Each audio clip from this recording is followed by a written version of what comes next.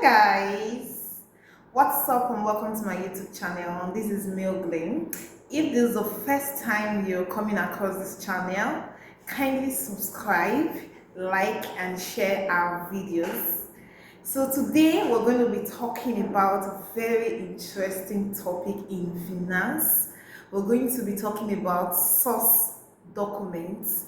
So we're going to be analyzing what are source documents, then the types of source documents. We're going to discuss 10 types of source documents on this channel.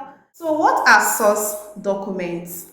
Source documents are the original sources of information that provide evidence that a transaction has occurred. So examples of source documents, you have your receipts, you have your invoice, you have your purchase orders, you have your quotation, you have contracts, you have bank statements, you have debit notes, you have credit notes, you have remittance advices. So in this video, we're going to be looking at all these documents. I'm going to be analyzing them.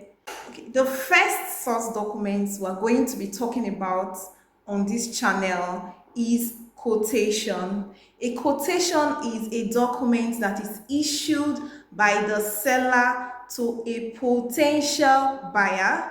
It's letting the potential buyer know the goods and services that are available, the prices of those goods and services. So that is what a quotation is. So this quotation does not really mean that money has not been exchanged.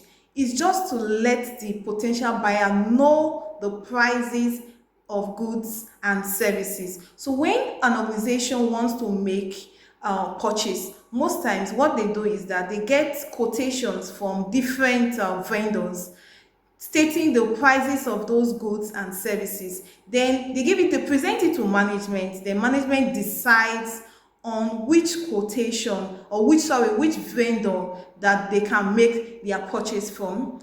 So I'll be sharing my screen with you to explain the types of source documents. So we have already talked about the quotation. So the next source document we'll be looking at is purchase order. So what is a purchase order?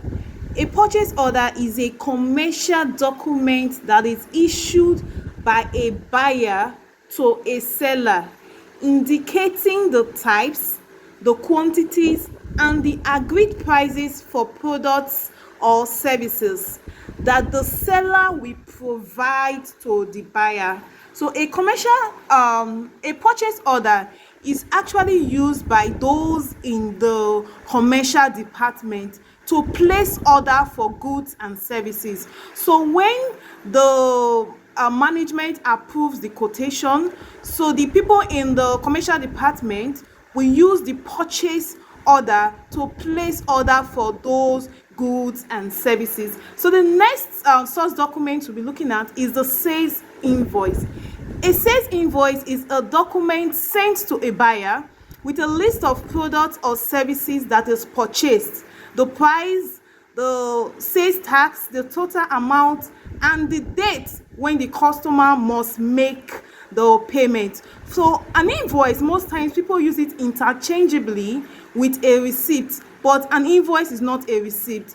An invoice is issued by a seller to a buyer when the buyer has not yet made payment for the goods and services, and the invoice must state the date that the payment will be made. So you see most invoices that they will say payment should be made within 1 week, 2 weeks, and or 1 month. So if you make payment after that date, that invoice will not be valid. Thank you. So the next source document we're going to be talking about is the receipt. So a receipt is the most common source document. A receipt is actually raised by the seller and it is issued by the buyer or a debtor when they make payments for the goods and services. Payments can be in the form of cash, can be in the form of check or bank transfers. So the difference between a receipt and an invoice is that for a receipt, payment is being made, while an invoice payment has not been made. So the next source document is the purchase invoice. So a purchase invoice is issued by a buyer to a supplier, confirming the purchase of the products and outlining the terms of the agreement. So the difference between a purchase invoice and a sales invoice is that for the sales invoice, it is issued by the seller to the buyer, while the purchase invoice is issued by the buyer to the supplier, confirming the purchase, that's confirming that purchase has been made and outlining the terms of the agreement. So the next source document is remittance advice. A remittance advice is a letter that is sent by a buyer to a supplier to inform the supplier that their invoice has been paid. So when companies make payment and buy goods on credit, the seller issues them a sales invoice. So when they make payment of that invoice, it is their duty to send a remittance advice to their supplier, letting them know that payment has been made for such invoice. So that is what a remittance advice is. Just a letter, a formal letter that is sent to a supplier to inform them that the invoice has been paid. This is good for reconciliation purpose, because there are some times that some companies receive payment and they might not have known that payment has been made by the buyer. So it is duty of the buyer to inform the seller that payment has been made. So the other source document we'll be discussing is a credit note. What is a credit note? A credit note is a formal document that is issued by a seller to a buyer, notifying them of a credit adjustment that is made to the buyer's account. It is often used to correct errors in a previous invoice. So let me explain this. So there are some times that a seller might say something to a buyer, and after some time the seller notices that there was a mistake, maybe an error that was made on that invoice, or maybe there were some goods that were actually returned by the buyer to the seller, or he decided to give the buyer a discount. So it's the duty of the seller to issue an official document to the buyer to notify them that there is a credit adjustment made to the buyer's account. So the seller will refund the excess to the buyer, and will not just refund that money to the buyer, but he will send a formal notification to the buyer. That is what we call a credit note, when there is a credit adjustment on the invoice. So that is it. That's what a credit note is about.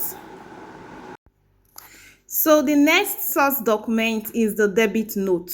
So the debit note is issued by a buyer to a seller to request an adjustment or reduction in an invoice amount that is often due to returns or errors or any other discrepancies. So the difference between a debit note and a credit note is that for the debit note, it is issued by the buyer to a seller, but the credit note is issued by the seller to the buyer.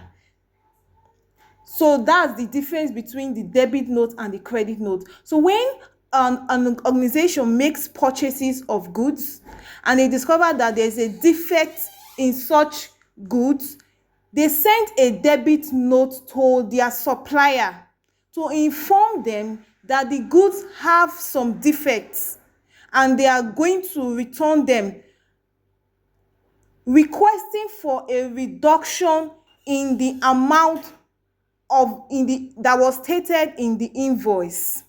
So that is a debit note. So the next source document is a bank statement. So as we know, a bank statement is a very, very important source document. A bank statement is the record of the transactions that have occurred on a customer's account during a specified period of time. So a bank statement, when you are requesting for a bank statement from your bank, they will always ask you what period are you requesting. So it's always within a set specified period of time. So for most organizations that don't keep proper records of their transactions, so when they are doing audits, most times the auditors will always request for bank statement to look through the bank statement to verify that all those transactions stated on their record books tallies with what is in their bank statement. So a bank statement is a very important source document. Is used for audit purpose, is used even used to trace some transactions. And there are some times, and it's also used for bank reconciliation purposes. So every month or yearly or quarterly, most organizations carry out bank reconciliation, and they need the bank statement to be able to carry out bank reconciliation. So our last source document we're going to be talking about is a contract. A contract is a legally binding agreement between two or more parties, and it creates mutual obligations that are enforceable by law. So a contract, it is enforceable by law. It's a binding agreement. And there are three elements that make a contract valid. Those three elements, we have the offer, the acceptance, the consideration, and capacity. Sorry, there are four elements, not three. The offer, the acceptance, consideration, and capacity. An offer is a proposal that is made by one party to the other. And consideration, what is consideration? Consideration means something of value that is exchanged between parties, such as we have money or a service that is rendered. Then capacity is the ability for the parties to be able to carry out the agreement. So for every contract, when you want to sign a contract, first of all, for it to be valid, one party is giving out an offer, and the other party is accepting, and there must be something of value which is called the consideration that is going to be exchanged between parties. So a contract is a very important source document. So most times when there are issues or disagreements, any financial disagreement or any disagreement, most times they will ask, what does the contract say? And they go back to review the contract, which is a source document. So it's a document that is an original document that states the facts of the agreements. So thank you very much. So these are the source documents. So we've discussed 10 source documents in this channel.